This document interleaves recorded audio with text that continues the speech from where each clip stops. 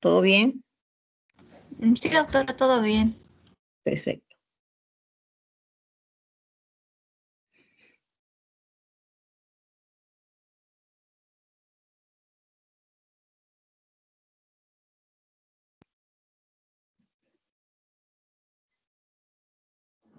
Ya.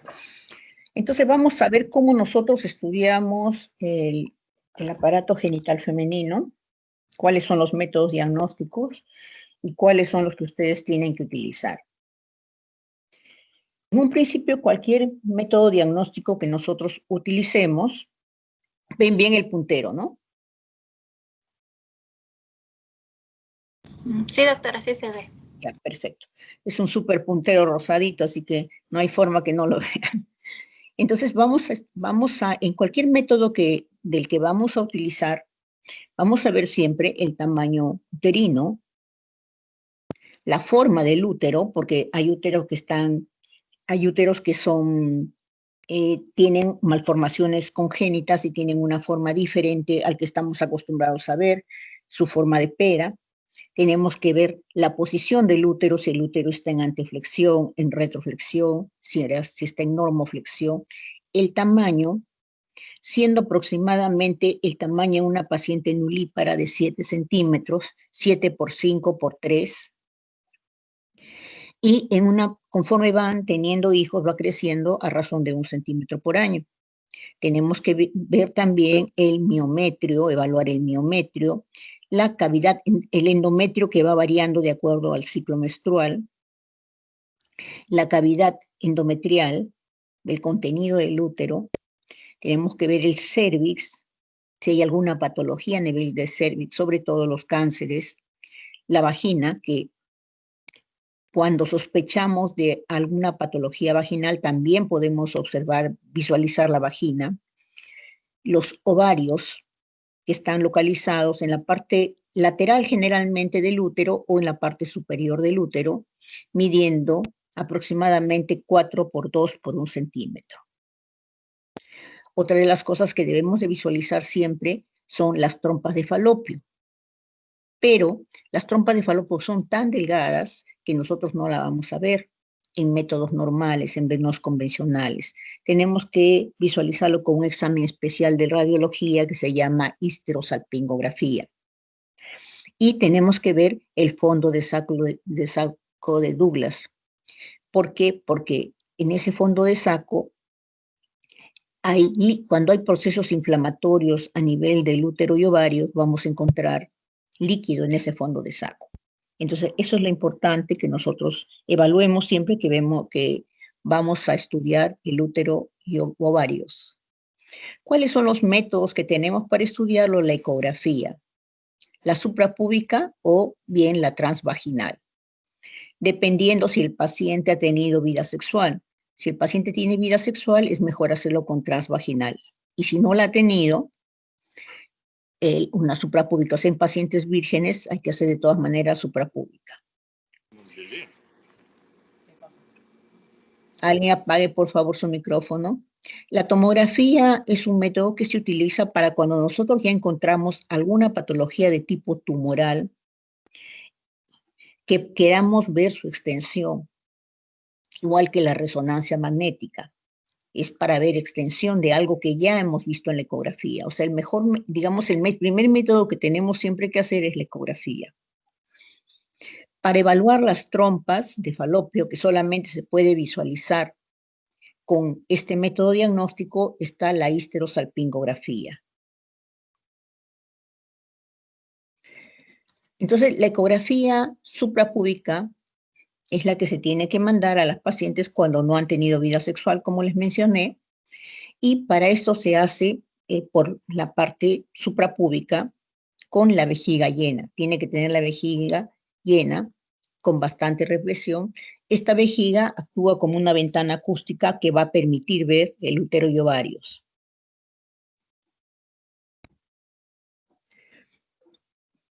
Entonces, ¿en qué casos, como acá les mencioné, cuál es la limitación que tiene la ecografía suprapúbica?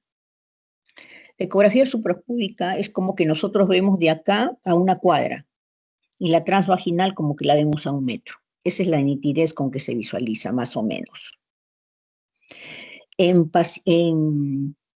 Dependiendo mucho de la paciente, de la obesidad, el grado de gordura que tenga el paciente, es más difícil visualizar el útero. Mientras más obesidad tenga, siempre la ecografía es enemigo, perdón, la grasa es enemigo de la ecografía. Entonces, cuando el paciente tiene sobrepeso y sobre todo que las mujeres acumulamos grasa a nivel del abdomen, entonces es difícil a veces ver con el método suprapúbico. Cuando también los úteros están en retroflexión, o sea, están doblados para atrás. Entonces, cuando están doblados para atrás es muy difícil ver por la forma suprapúbica. O cuando hay alguna masa que esté dificultando la visualización. La transvaginal es la que están viendo acá abajo, no necesita tener la vejiga llena. La desventaja es que tiene un campo limitado de visualización. O sea, el transductor transvaginal solamente permite ver 7 centímetros a 8 centímetros máximo de longitud. Entonces, si nosotros tenemos un útero que es grande, que mide más de 8 centímetros, no lo vamos a ver completamente. Lo vemos por partes. Entonces, esa es una gran desventaja. Pero la visualización es mucho mejor cuando el útero se puede visualizar completamente. Acá una ecografía suprapúbica donde visualizamos la vejiga llena, midiendo dónde está el transductor. Esta es la vejiga, que está la vejiga llena, y acá abajo vemos el útero, el cuerpo uterino y el cuello del útero. Acá está el endometrio, la línea hiperecoica, y este es el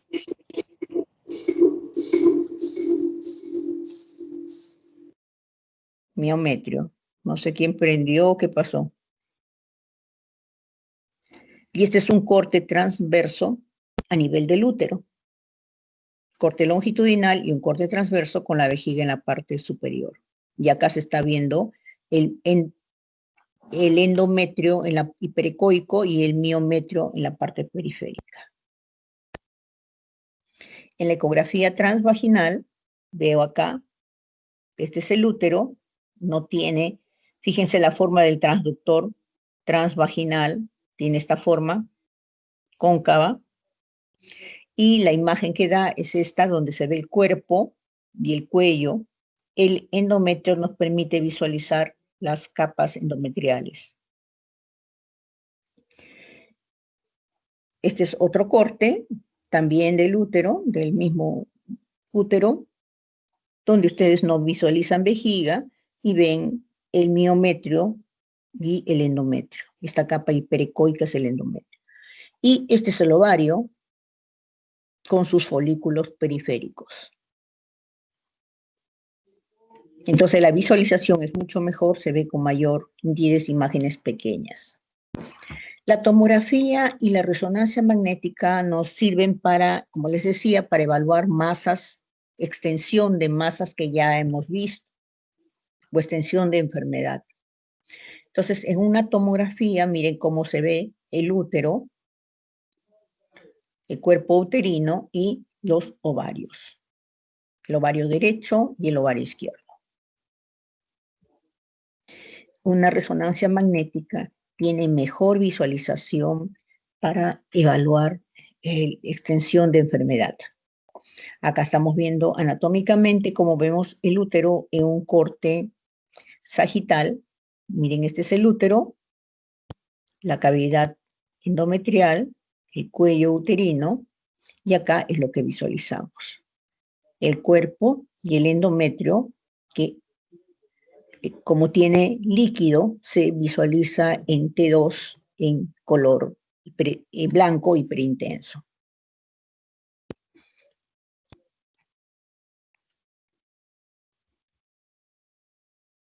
En cuanto al tamaño del útero, como les mencioné, crece a raíz de 1 centímetro por año, llegando hasta la edad del aproximadamente a partir de los 40 años empieza a disminuir hasta llegar a los 80 años midiendo 2 centímetros.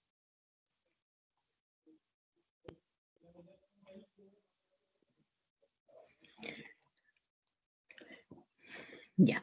El miometrio, el útero tiene tres capas, la capa, el endometrio, el miometrio y la región subserosa, perdón, que pertenece a la parte externa.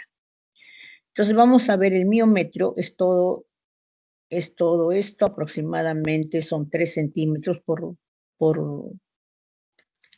todo el miometrio. Es la capa muscular que tiene una ecogenicidad uniforme, debe tener una ecogenicidad uniforme, y esa ecogenicidad se divide en 3 capas. La capa serosa, que es la capa más externa, el miometrio en sí, la capa media, y la región submucosa, que es la parte que está por debajo, adherida prácticamente al endometrio.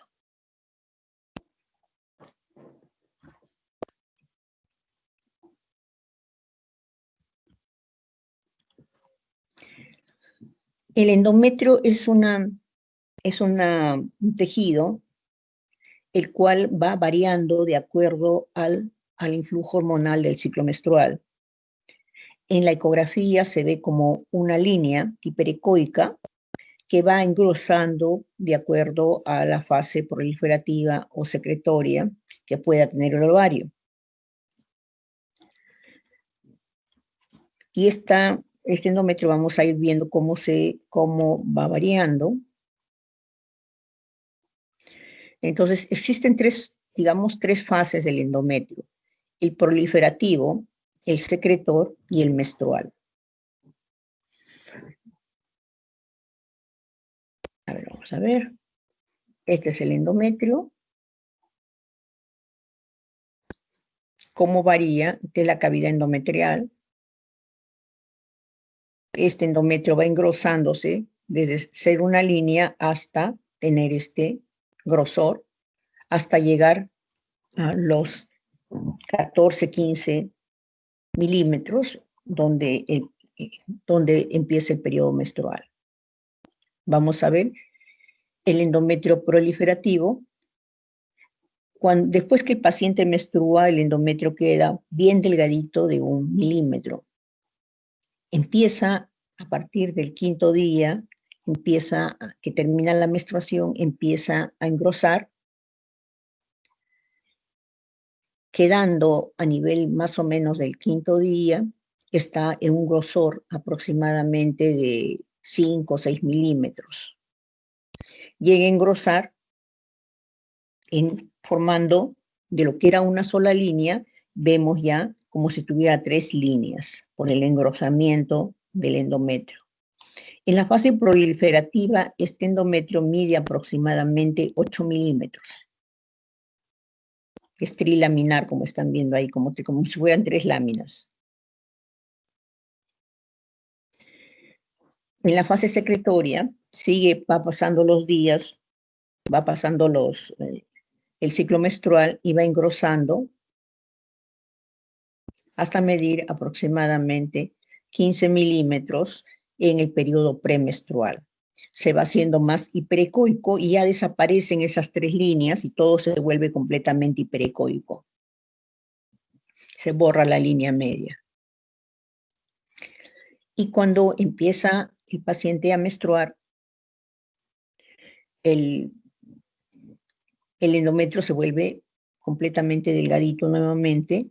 Aparece una línea muy delgada que mide al principio 1 a 2 milímetros y después va engrosando cada vez más mientras va pasando los días de la ciclo menstrual. Esto se produce porque disminuye la progesterona y el endometrio por anoxia cae y se elimina, ¿no?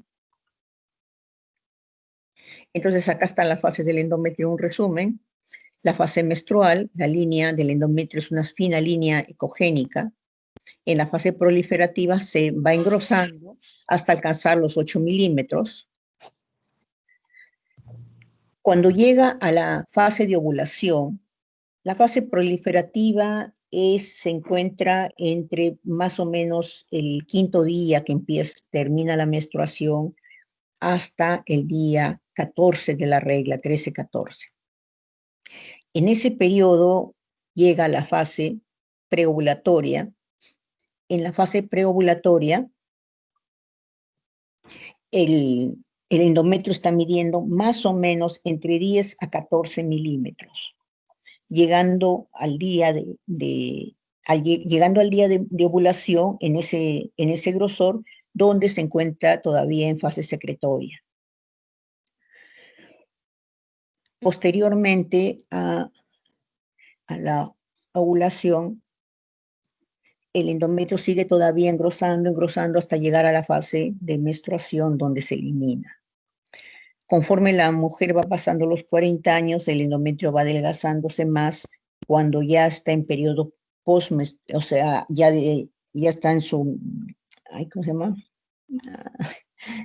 Menopausia. Cuando ya se encuentra en menopausia, ya ese endometrio mide como máximo 3 milímetros.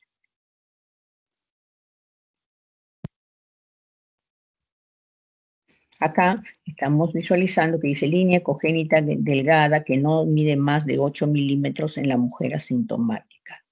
Este 8 milímetros lo contabilizan cuando la paciente está recibiendo tratamiento hormonal.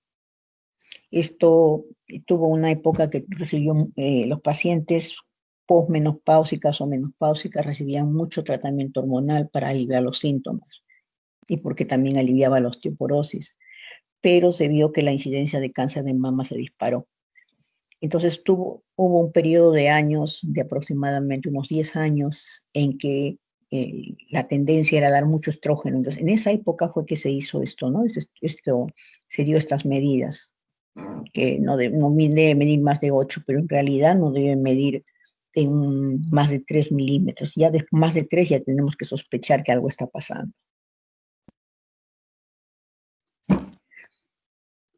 Los ovarios están localizados en la parte lateral del útero. Esta es una ecografía suprapúbica, ecografía con vejiga llena. Acá está la vejiga, el útero en un corte transverso y vemos al costado los ovarios. Esta imagen ovoidea que mide 4 por 3 por 2, como les mencionaba. Este es el ovario que estamos viendo acá, con su estroma y sus folículos periféricos. Y en ecografía se ve así. Los folículos periféricos se encuentran alrededor. Estos folículos periféricos no deben ser más de 10, como máximo 10. Generalmente se encuentran entre 7 a 10 y no deben medir más de 3 milímetros o 4 milímetros. Más ya estamos pensando en un proceso poliquístico o en un quiste. Estos folículos van variando de acuerdo al ciclo menstrual. Van creciendo, algunos de ellos, de acuerdo al ciclo menstrual.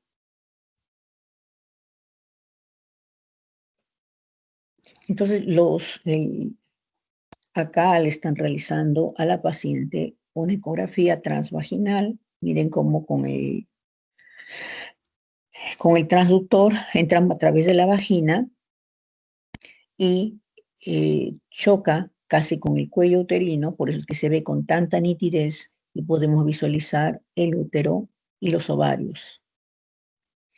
Esta es la imagen del ovario, donde se ve que el ovario es, como les mencioné, su volumen es de 1 centímetro a 10 centímetros cúbicos, es lo normal. 1 centímetro cúbico en niños, en adolescentes, y 10 centímetros cúbicos como máximo debe medir un ovario. Más de 10 centímetros cúbicos ya lo consideramos poliquístico. Acá están viendo los ovarios, miren los folículos periféricos. Acá un folículo está creciendo más, este es en un periodo ovulatorio, donde los folículos crecen, pero uno de ellos crece más, que es el folículo de Graf, ¿no? El folículo dominante. Este es en un periodo normal y este es en un periodo ovulatorio donde hay mayor influjo hormonal.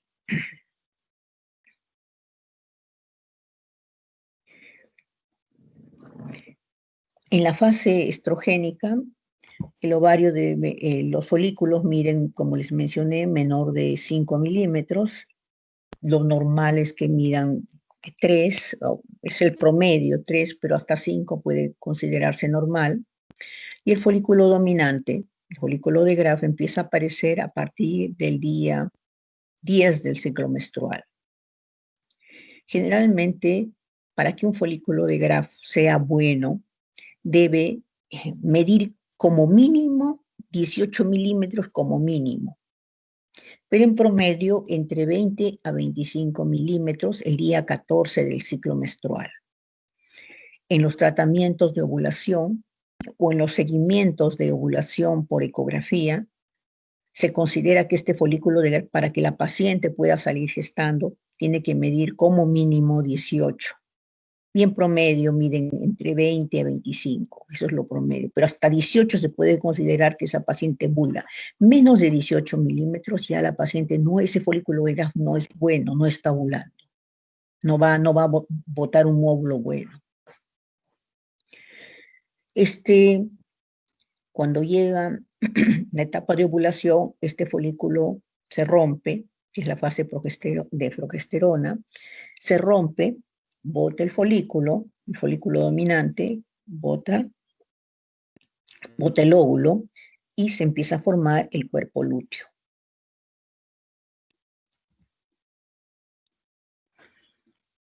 Entonces aquí, este es el folículo dominante en la ovulación. Esto sucede aproximadamente entre el día 14 al 15 del ciclo menstrual.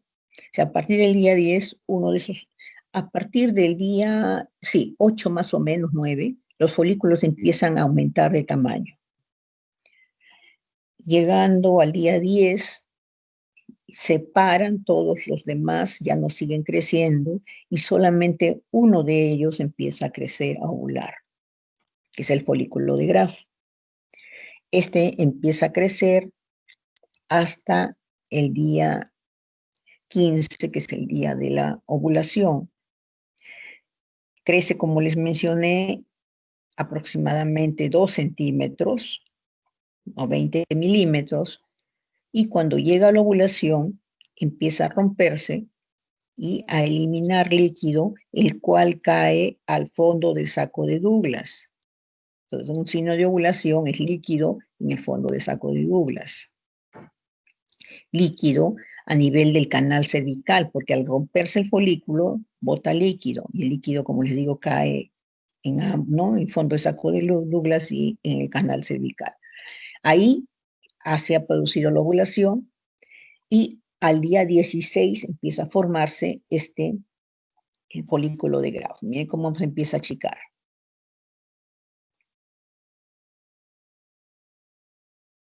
Las trompas de falopio, como les mencionaba, son muy difíciles de evaluar. Solamente por el examen de histerosalpingografía se puede evaluar.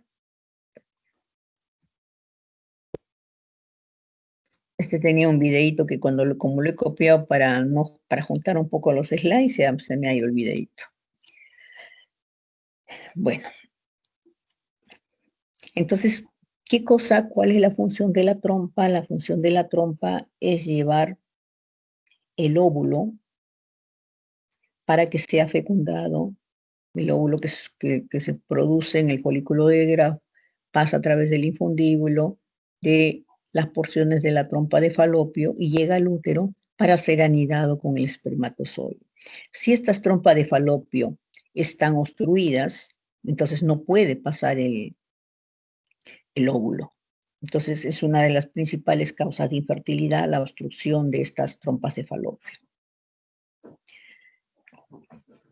Esto es lo que se veía acá, cómo se anidaba, pero se ha perdido el... Entonces las trompas de falopio son tan delgaditas, son conductos filiformes que se comunican con los ovarios y que tienen aproximadamente 1 milímetro de grosor. Entonces son muy delgaditas para poderlas ver. Tienen 3 porciones: la intersticial, la ítmica, la ampular y la parte final, que es la parte de las fimbrias. La parte ampular, sus manitos, digamos, finales son las fimbrias. Entonces vamos a ver cómo vemos en un estudio de histerosalpingografía. El estudio de histerosalpingografía es un estudio muy antiguo que hasta la fecha se sigue utilizando para estudios de fertilidad. Antes de la existencia de la ecografía, era el único método que nos permitía evaluar útero y ovarios. No había otro. Había un examen que era neumoperitoneografía, que se aplicaba aire dentro de la cavidad abdominal, se inyectaba aire y que al entrar el aire hacía que los órganos se separaran y se podía ver útero y ovarios, pero entre sombras, ¿no?, de una radiografía. Y este examen, que era para ver, que era el único que se podía evaluar el útero. Pero después fue dejado de lado, ya no se utiliza para evaluación de útero, solamente se sigue utilizando para estudios de infertilidad, para evaluar la permeabilidad tubárica. Entonces, ¿qué se hace? Se inyecta sustancia de contraste con una cánula. Miren, aquí se pone la cánula en el cuello uterino a nivel del cérvix y se aplica sustancia de contraste, la cual va a pintar la forma de la cavidad uterina, de la cavidad endometrial, lo que están viendo aquí, la cánula. Esta es la cavidad uterina o cavidad endometrial, que se está pintando con la sustancia de contraste, y el pasaje de la trompa a través de los diferentes segmentos hasta la región ampular. Y su vaciamiento, como se inyecta sustancia de contraste, se cae su vaciamiento a la cavidad peritoneal. Entonces, si pasa todo esto, se ve el contraste que pasea a cavidad peritoneal, quiere decir que está permeable y por lo tanto el óvulo puede hacer el sentido contrario, puede ir desde el ovario que está acá, está permeable y puede pasar normalmente.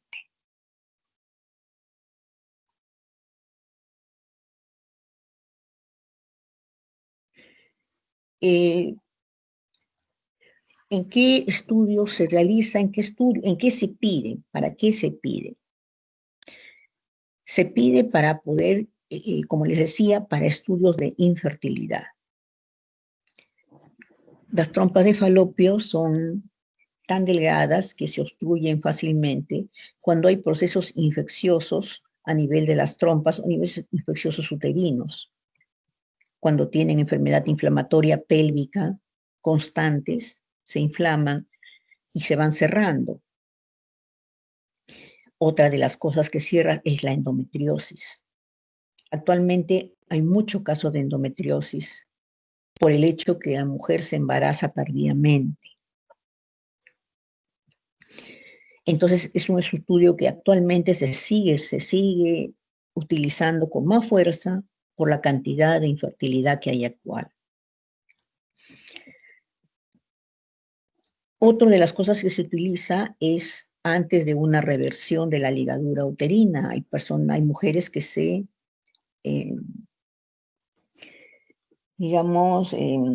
desaniman, conocen otra pareja y quieren volver a tener hijos cuando ya se han hecho una ligadura uterina. Entonces, en ellos, para poder hacer la reversión, se utiliza este examen.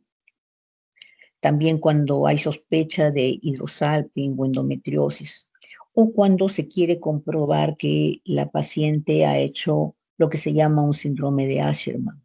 El síndrome de Asherman es cuando el útero, cuando se hace los legrados, no, se raspa demasiado el endometrio, y al raspar demasiado el endometrio dejan un tejido sangrante que se cierra.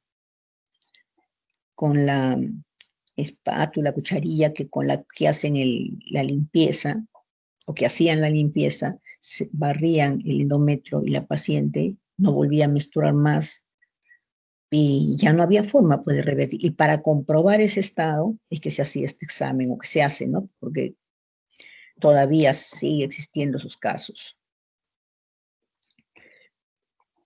Entonces, ¿Cómo se hace este estudio? Se realiza entre el 5º al 10º día del ciclo menstrual y sirve para ver las trompas de falopio. ¿Alguno de ustedes sabe por qué actualmente hay tanta infertilidad? Tantos casos de infertilidad que no había antes. Antes los ginecólogos que se dedicaban a infertilidad se morían de hambre. Ahora son millonarios. ¿Saben por qué? ¿Alguien sabe?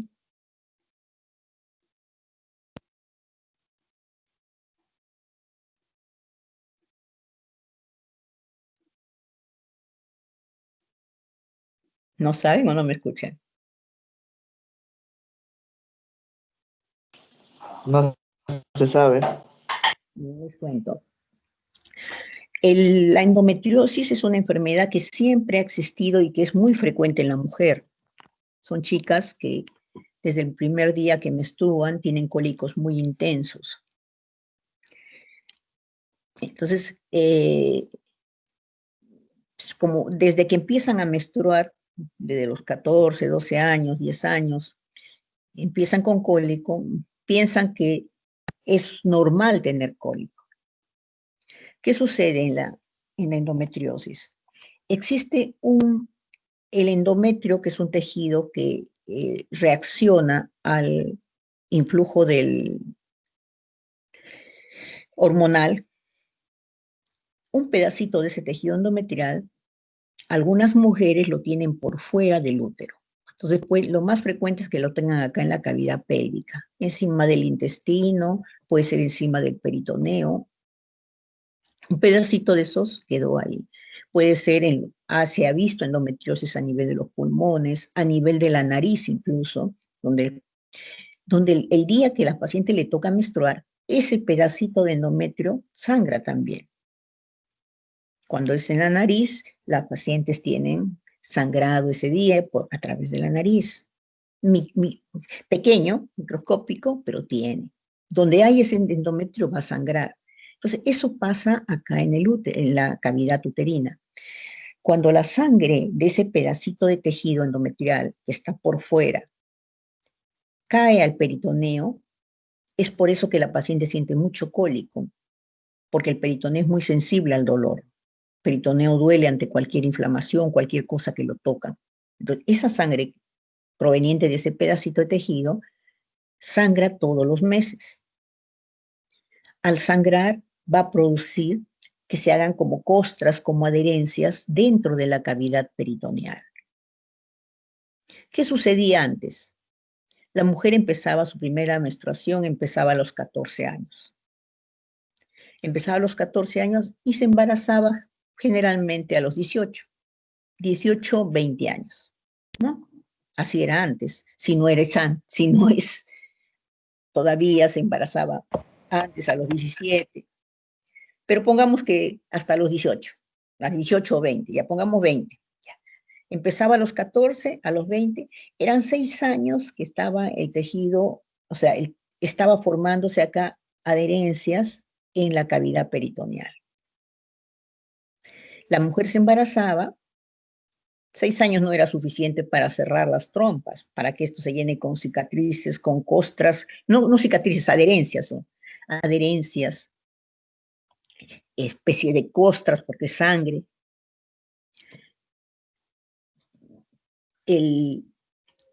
La mujer se embarazaba, al abrirse este útero, al crecer, rompía todas estas adherencias y se limpiaba y no pasaba nada absolutamente.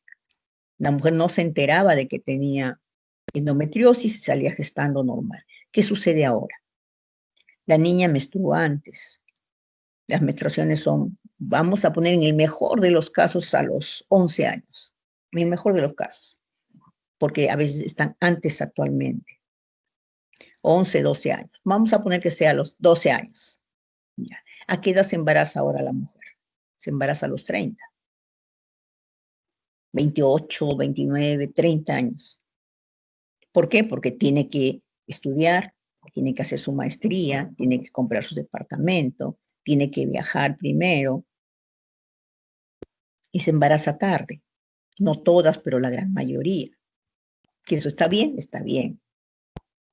Entonces, desde los 12 a los 30 años, ya no ha pasado 6 años, ha pasado 18 años. 18 años que la sangre ha ido cayendo y ahí sí ha hecho que se vuelvan, que se haga adherencias acá en las trompas de falopio. Entonces, la primera causa de infertilidad es eso.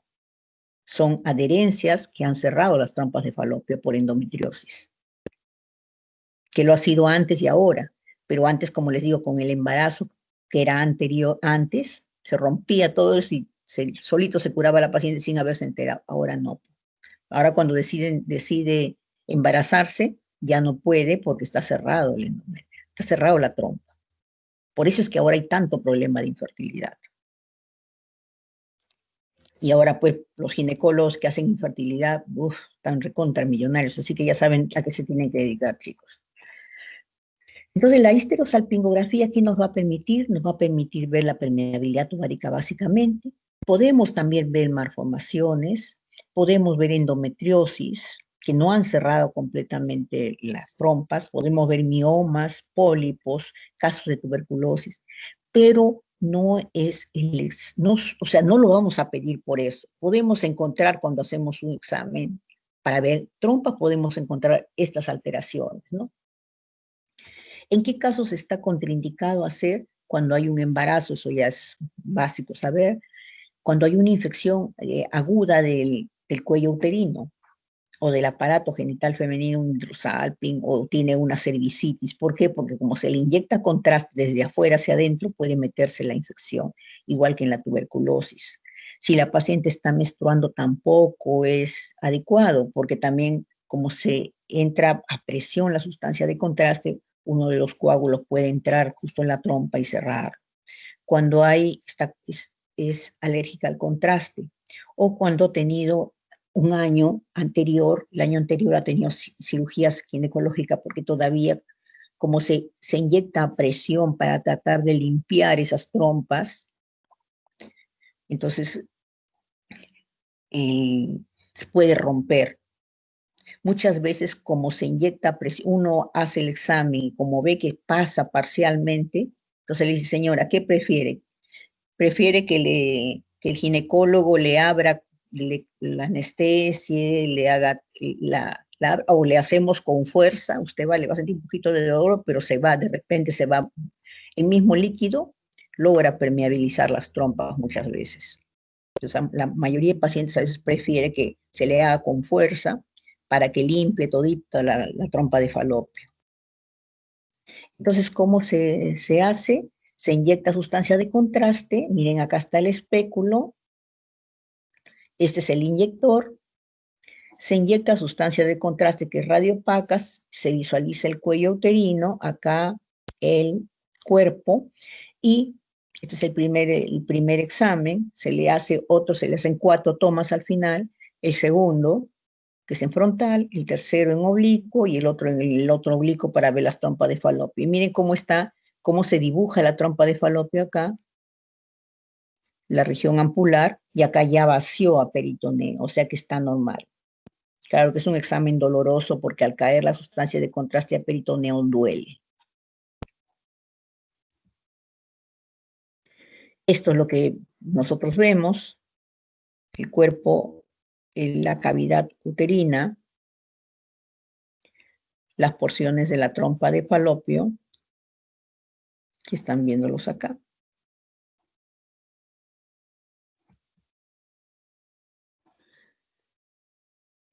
Y esta es la porción ampular de la trompa de falopio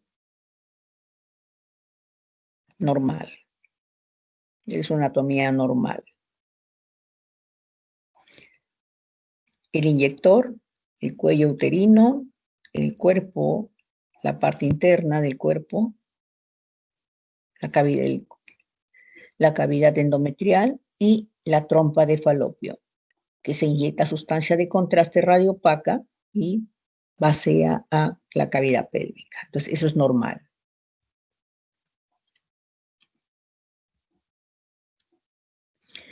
En casos de impermeabilidad, por lo que les mencioné anteriormente, miren aquí el útero, este es el espéculo, El inyector está en el cuello, se inyecta y no pasa, mire. No hay pasaje. Acá un pedacito y ahí quedó. Cuando hay inflamaciones a nivel de las trompas de falopio, se produce lo que se llama un hidrosalping por inflamaciones. Entonces, esas inflamaciones no permiten que pase el contraste.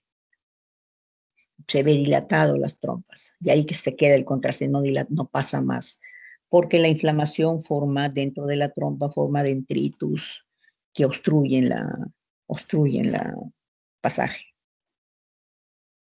Cuando hacen ligadura de trompas, miren acá, la trompa de falopio se ve parcialmente, hasta cierta porción, hasta acá lo han ligado, ahí quedó, no vacía a peritoneo. Estas son las formas de ligadura de trompas, pueden cortarlo, pueden cortar y unir los dos cabos o simplemente hacer esta reversión.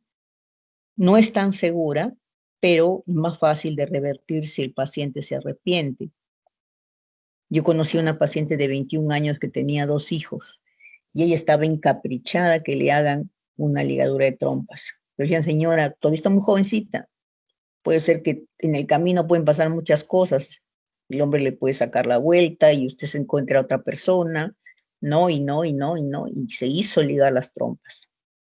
Entonces, a veces, pues, después nadie sabe qué nos depara el futuro, ¿no?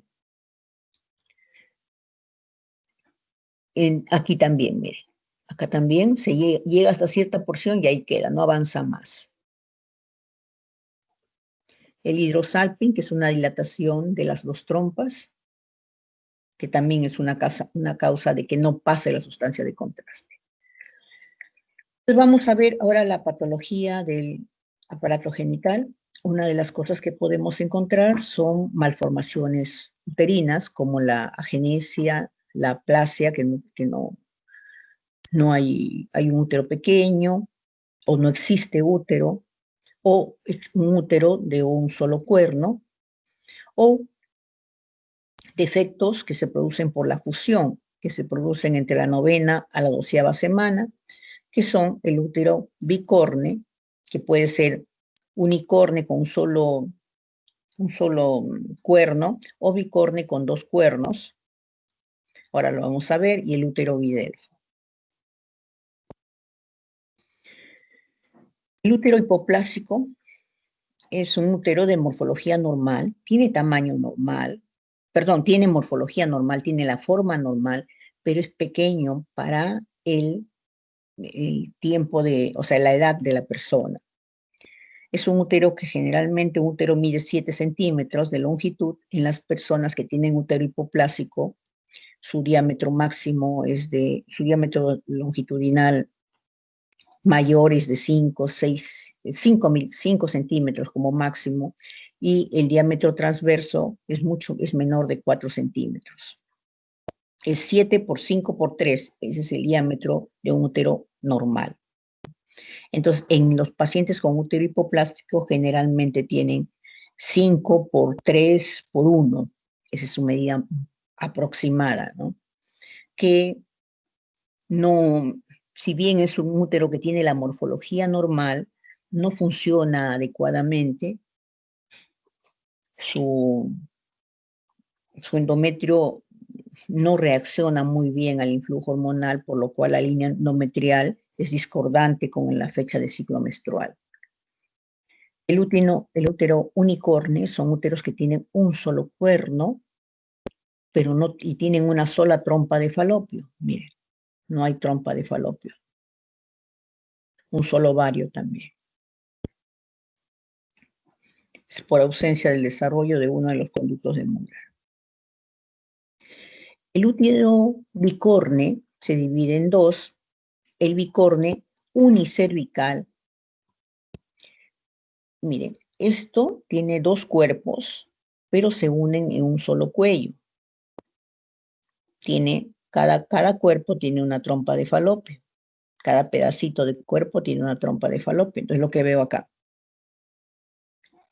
Un cuerno, otro cuerno, unidos en un solo cuello, cada pedazo con su trompa de falopio.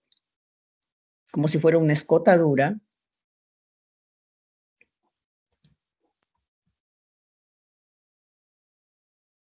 En cambio, el bicorne bicervical tiene dos, es más profunda la escotadura, está dividido en dos cuerpos y dos cuellos. Es como si fuera medio útero de cada lado pegados y que forman dos, tiene dos cuellos uterinos juntos. Estos tipos de útero, bueno, este tiene un solo cuello, perdón, una trompa de falopio con su ovario. Estos tipos de útero son los que muchas veces nacen con, no sé si ustedes son muy jóvenes para que hayan escuchado, o en Estados Unidos un problema legal en la cual el esposo era gringo, la señora también era blanquita, y le salió un embarazo, en ese momento mellizo, digamos. Tuvo un embarazo acá, blanco, y un embarazo acá, de un morenito. Entonces, en esa época, pues no había mucho ADN, ¿no? Era muy difícil el ADN, pero se creó todo un escándalo, porque cómo era posible que si esta familia tenía, mamá, papá no tenía ningún antecedente de un bien moreno, y salió uno morenito en uno y en el otro salió. Entonces fue un caso que se vio a nivel mundial, pero era en estos casos, ¿no? Lo había hecho con el vecino que era negrito y había fecundado acá y con el esposo en el otro lado. Entonces, esos casos se dan. No son tan frecuentes, pero se dan, ¿no? No es tan frecuente. Lo que yo sí he visto es una paciente, yo tuve una paciente a la que le hacía siempre ecografía constantemente y tuvo su primera gestación, tuvo con este cuello uterino, con esta parte del útero, tuvo acá. Y la segunda gestación lo tuvo en el otro útero. Eso sí he visto, pero que vengan así un colorcito diferente, no. Entonces, ese es el útero bicervical, tiene dos cuerpos. Y miren cómo se ve en la histerosalpingografía, una escotadura muy separada que separa los dos cuerpos uterinos. El útero didelfo es un útero que solamente tiene una pequeña escotadura como una hendidura en el fondo uterino. Solamente en la parte superior de la cavidad endometrial, aquí está dividida, nada más. Pero es solamente la parte superior, es el didelfo. Se divide en dos segmentos. Existe solamente un cuello, un cuerno, digamos, derecho, el cuerno izquierdo con su trompa de falopio. Y muchas veces se puede confundir con el útero bidelfo, o bicorne, perdón. Pero la diferencia es que este solamente es en la parte superior, una escotadura, el otro es más profundo su separación. Existe también una malformación que es el útero doble, cuando están separados. En el útero bidelfo están juntos, están adheridos prácticamente. Acá no, acá están juntos. Son doble útero con doble trompa de falopio y doble ovario. Entonces a cada uno hay que hacerle su separación, miren, dos espéculos se ve, están cada uno separados ahí. Cada uno de ellos tiene sus dos trompas y un ovario.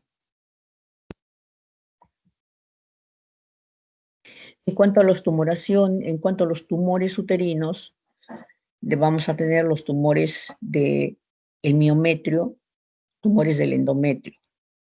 En cuanto a los tumores del miometrio, los benignos, que son los miomas y las adenomiomatosis o adenomiosis, y los malignos, los leiomiosarcomas. Los tumores del endometrio están los benignos, pólipo y la hiperplasia, y los malignos, el carcinoma endometrial. En cuanto a la patología del endometrio, La más frecuente, felizmente, son los miomas uterinos. Los miomas uterinos están formados por cuando los miomas uterinos corresponden a la parte muscular, se llaman leiomiomas, o fibromas también les llaman. Es una neoplasia benigna que está formado por músculo liso y se forman nódulos que pueden ser únicos, pueden ser múltiples, pueden ser de diferentes tamaños y encontrarse en diferentes etapas de maduración. Miren, acá está lleno de nódulos. Entonces puede ser es una masa, como todo tumor benigno, es una masa sólida. Generalmente son de bordes regulares, son de forma y tamaño variable. Estos tumores tienen la característica de que tienen diferentes etapas de maduración. Cuando aparecen recién son negritos, son hipoecoicos. Cuando van madurando se van volviendo hiperecoicos, hasta llegar a la etapa final del mioma que se calcifica y se vuelve más hiperecoico. Entonces, un mismo tumor puede tener diferentes fases. Puede tener una fase que está hipoecoico, una fase hiperecoica y otra fase calcificada. Porque el mioma va creciendo, y la primera parte que apareció tiene una fase de maduración y la que apareció al final tiene otra fase de maduración. Por lo tanto, su localización, digamos, se va a ver de una ecorefringencia variable. O sea, no se va a ver de un solo color, se ve de diferentes, se ve zonas hipoecoicas, zonas hiperecoicas. Por lo tanto, podemos encontrar también una masa compleja, por lo que se ve calcio, se ve zonas incluso de degeneración, zonas de necrosis por la misma presión que hace el mioma cuando son muy grandes. Y puede estar localizado en la región submucosa, o sea, junto al endometrio, dentro del mismo, en la parte central del miometrio, o en la parte periférica, que es la región subserosa. Son tumores benignos, son hipovascularizados, tienen poca vascularización. Ahora, estos tumores tienen áreas de necrosis, se pueden necrosar cuando son muy grandes, por lo mismo que pueden crecer tan grande, llega el momento que hay zonas que no llega la sangre, entonces se necrosan esas zonas y se calcifican de acuerdo al periodo en que estén. Entonces, así como vamos a verlos, de acuerdo a su localización. Si están dentro y si están por fuera, empezamos por fuera, están en la subserosa, en la región subserosa, luego en la región intramural, miomas intramurales, o en la región submucosa, por debajo de la mucosa y debajo de la mucosa entre el endometrio. Cuando están en la región subserosa, miren, están afuera. Son tumores que no molestan mucho, más que crecen y bueno, se vuelve la paciente barrigona. Incluso pueden gestar normalmente y no les va a molestar cuando están en la región subserosa. En la región intramural, sí deforman el cuerpo uterino, hacen que se vuelva grande. Si crece demasiado y comprime, llega a comprimir el endometrio, va a sangrar mucho. Entonces, el mioma hay que operarlo o hay que darle tratamiento por cuando sangra, cuando dan metrorragias. Si el mioma está en la región submucosa, pegado al endometrio, hace que los sangrados sean demasiado intensos. Entonces, produce anemia a la paciente. Entonces, hay que sacarlo sí o sí, o hay que hacerles embolización sí o sí. Entonces, vamos a empezar por los submucosos, los que están más adheridos al endometrio. Miren, no nacen acá en el miometrio, sino nacen junto al endometrio y ahí van creciendo y van invadiendo el endometrio, la parte del miometrio, perdón. Entonces, estos miomas submucosos tienden a producir demasiado sangrado porque están en contacto con el endometrio. En la histerosalpingografía, si bien no es el examen para verlo, lo vamos a ver así, como una imagen que está dificultando que se llene el contraste. Miren cómo está comprimiendo el endometrio, por eso es que se ve así una solución, una falta de relleno ahí. Estos miomas submucosos tienden a tener generalmente un pedículo, nacen de un pedículo y se pueden prolapsar, se pueden salir. Entonces, miren acá un mioma en una ecografía transvaginal, fíjense en un mioma hipoecoico, cuando está hipoecoico es que recién se está formando, que está adherido próximo, miren, al endometrio, entonces sangra, cuando menstrua sangra demasiado el paciente. Y este es un mioma también, pero ya más grande, está comprometiendo mucho más el endometrio.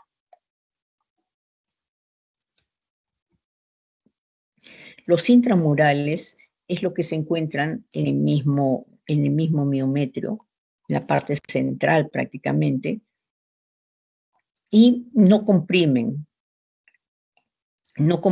generalmente el endometrio, pero si crecen mucho y lo comprimen van a producir sangrado.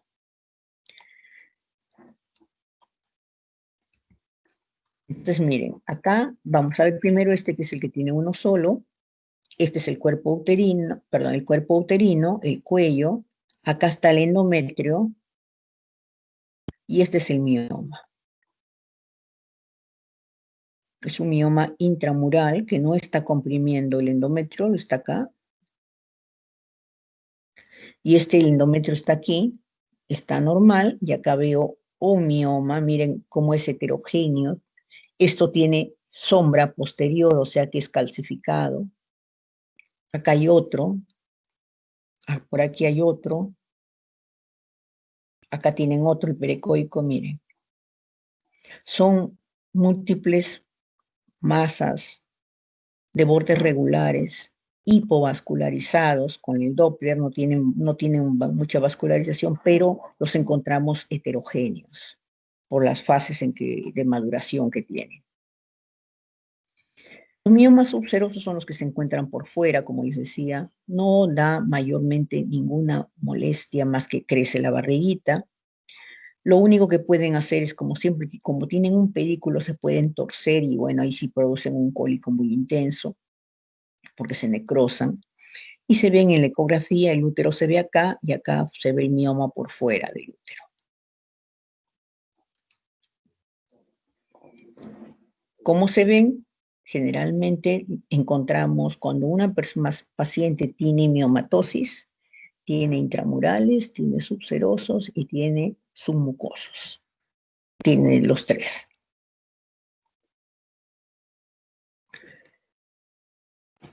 Pues acá ven un corte, ven una ecografía pélvica, está con la vejiga llena, y acá este es el útero, con el cuello, y acá veo uno, otro, ¿bien? Múltiples miomas. Y acá en esta tomografía, el útero está acá, y este es un mioma, un gran mioma que ocupa todo el útero.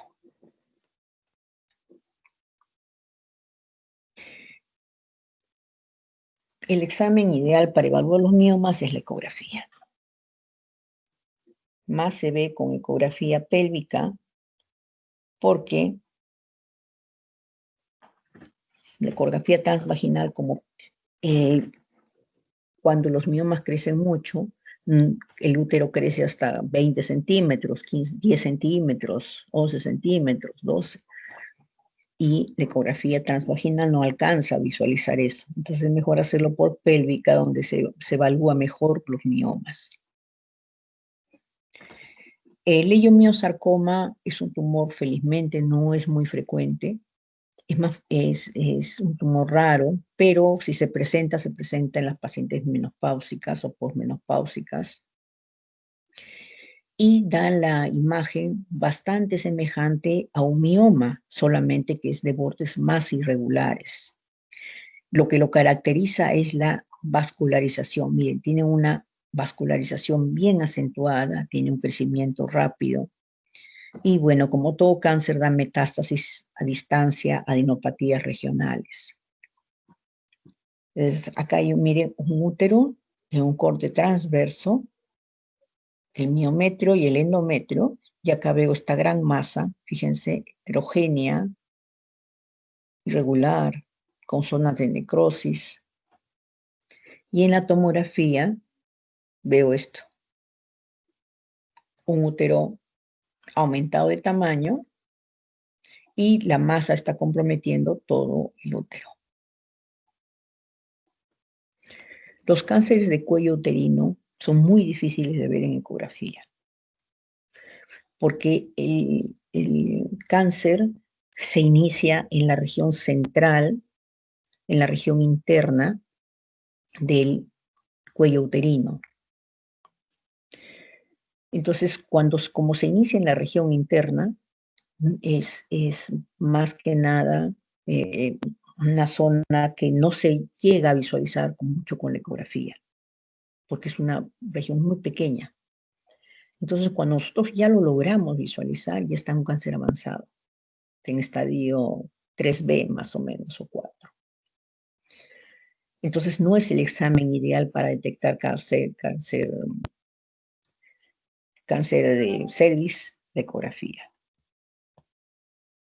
Para detectar cáncer de cervix, que es lo más frecuente que hay, tiene que ser el examen ginecológico, el Papa Nicolau, la colposcopía.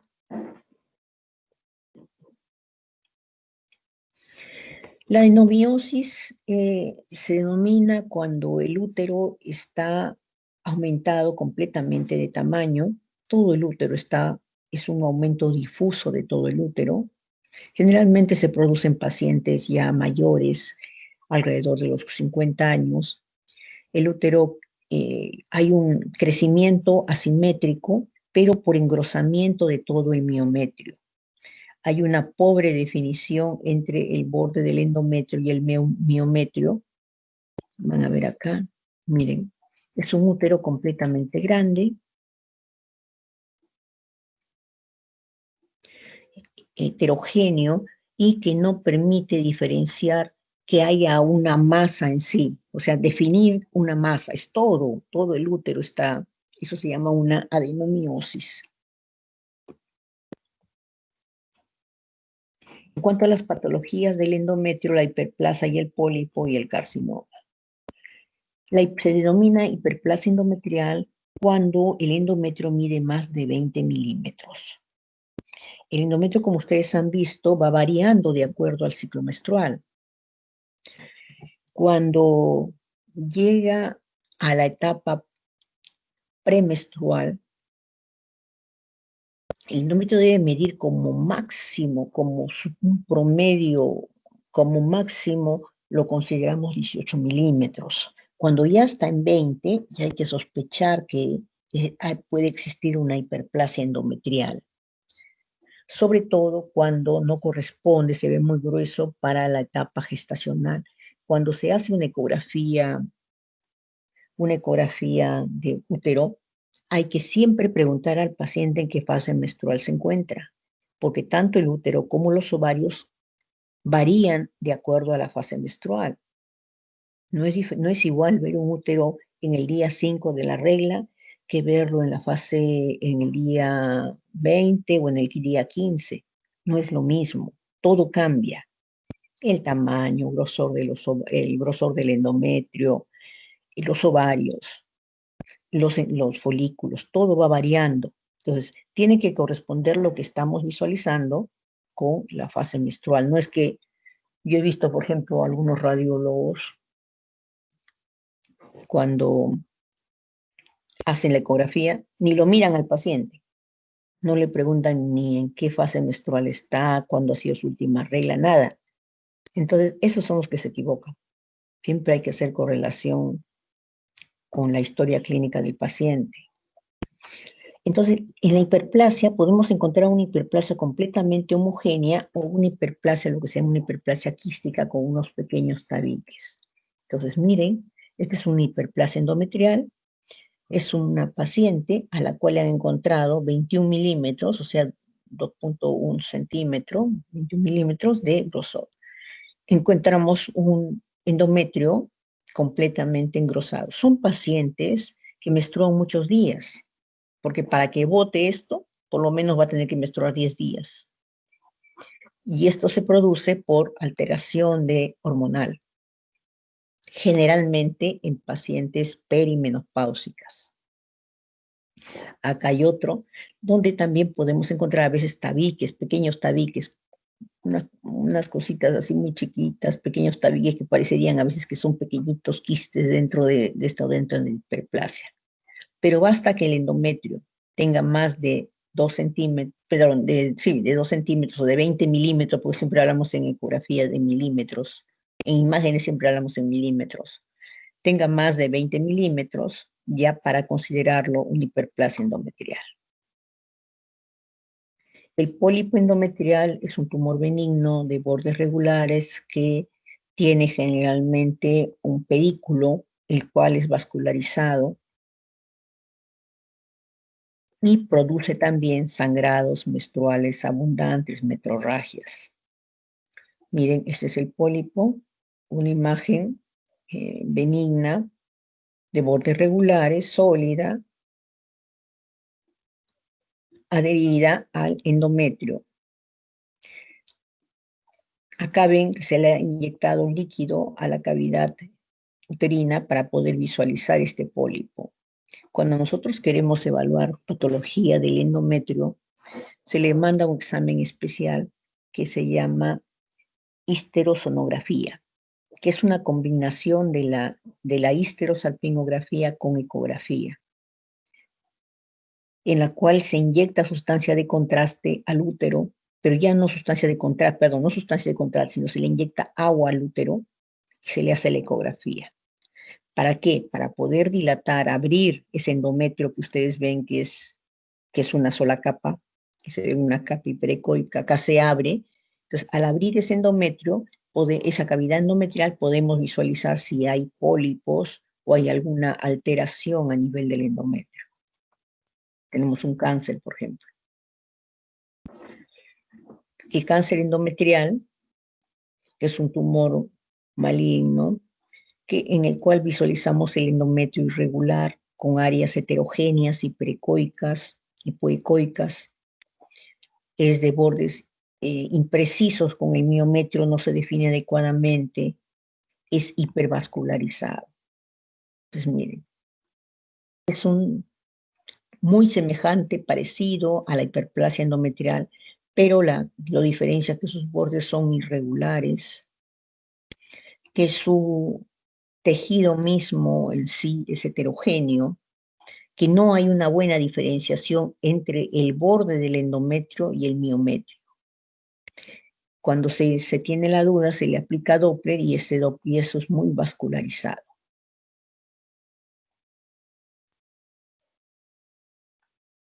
En cuanto a la patología del ovario, tenemos por frecuencia los quistes, el cistoadenoma, los fibromas, los teratomas y los tumores malignos, el cistoadenocarcinoma y los carcinomas.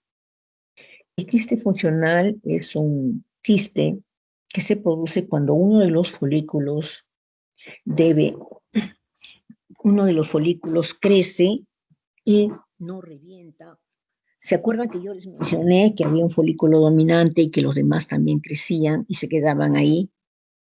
Ya no seguían creciendo. Y que después de la menstruación se supone que estos folículos deben regresar a su estado normal, a su tamaño normal, que son de 3 milímetros. Pero ¿qué sucede? Algunos de ellos siguen creciendo, al igual que el folículo de Graf sigue creciendo, o el mismo folículo de Graf no es muy buen folículo, no tiene, digamos, óvulo, y ¿qué cosa hace? se queda ahí, permanece, en lugar de reabsorberse, permanece.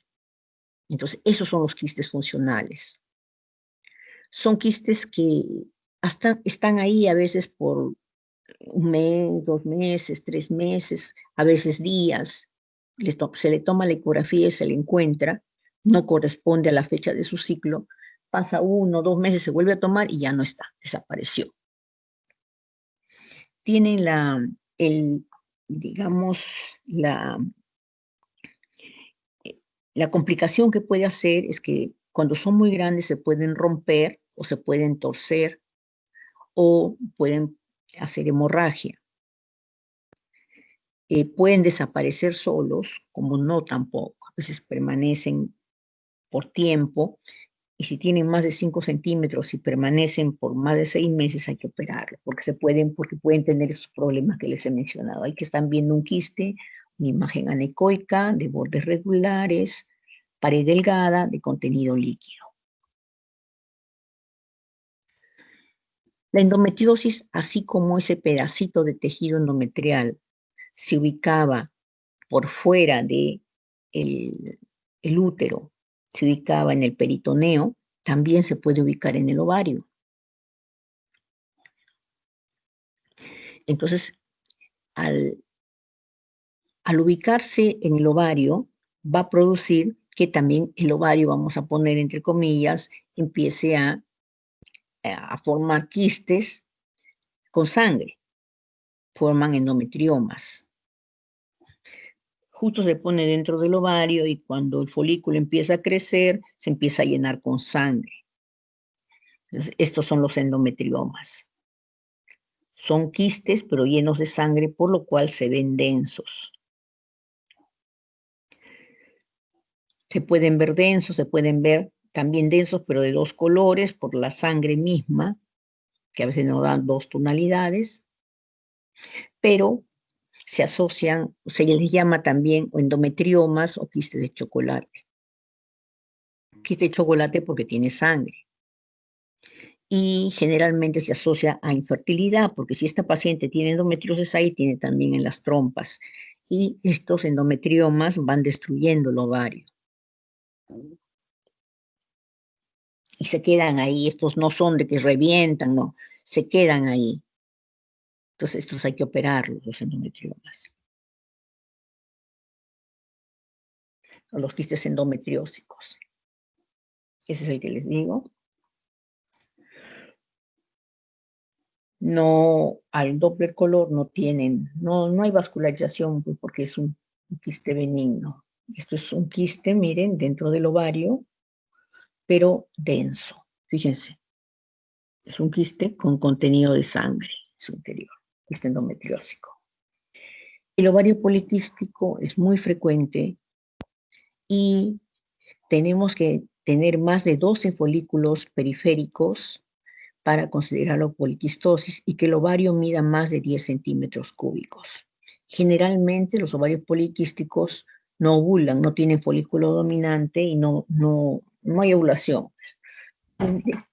Se ven múltiples quistes, múltiples folículos de diferentes tamaños, generalmente mayores de 6 milímetros, localizados en la periferia del ovario, que hacen que este ovario crezca, se vea aumentado de volumen. En cuanto a otro tipo de tumores, el cistoadenoma es un tumor gigante. Son pacientes que a veces no han escuchado ustedes que tienen una paciente que se encontró que tenía un tumor que tenía más de 40, 50 centímetros, que era como un embarazo de 8 meses. Estos son los cistoadenomas. Son tumores grandes, muy grandes, de gran volumen, con múltiples tabiques. Cisto significa quiste. Adenoma es parte sólida. Entonces tienen gran cantidad de líquido, pero también tienen tabiques. Tienen bordes regulares. Es un tumor benigno, por lo tanto es hipovascularizado, no da metástasis, no da enopatías, no hay líquido en el fondo de saco de Douglas. Cuando los tumores son malignos, tienen líquido en el fondo de saco de Douglas. Entonces miren acá, este es un tumor grandote, tiene acá 9 centímetros, fíjense, un tumor grande, que tiene en su interior algunos tabiques. Este de acá también es un cistoadenoma, es un tumor mediano, tiene, miren, 25 centímetros por 17 centímetros, es un tumor que le llega por encima del ombligo, con quistes, zona quística y zona con tabiques.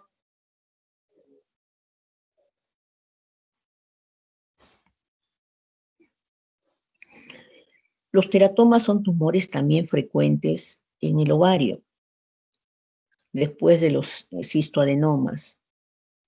Son masas que tienen parte sólida, parte quística, y tienen capas de los 3 tejidos germinales. Tienen tejido graso, tienen parte ósea y tienen también líquido. Entonces nos va a dar una refringencia irregular. Entonces vamos a ver así. Un teratoma lo vemos así como si fuera 2 colores,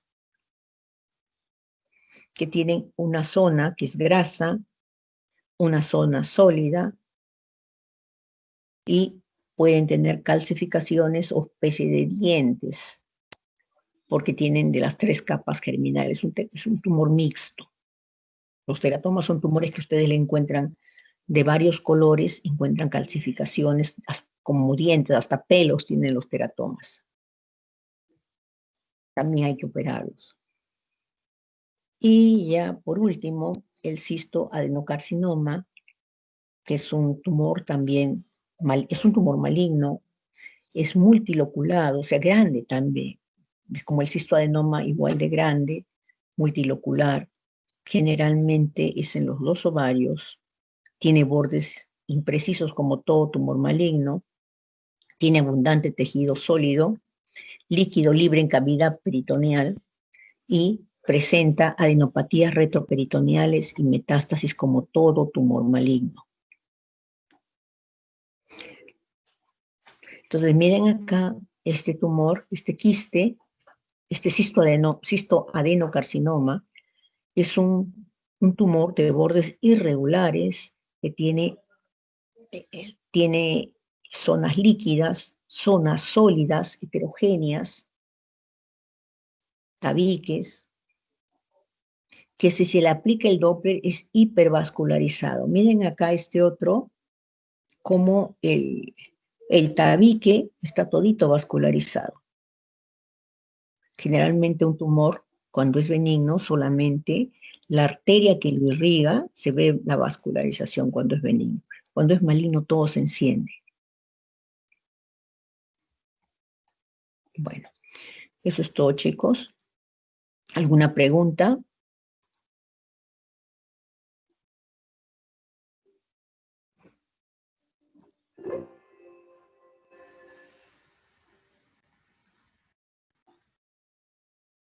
¿Tienen alguna pregunta? Parece que No, no, doctora. doctora. ¿Todo claro? Todo claro, doctora.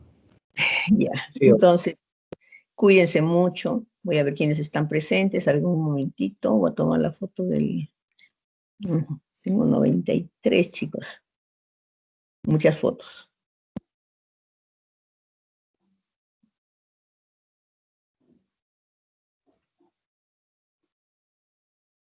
Listo.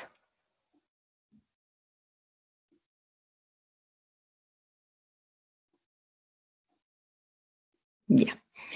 Listo, chicos, ya les tomé la foto de rigor. Cuídense mucho. Cuídense, por favor, del COVID. Espero verlos la próxima clase. Cuídense mucho.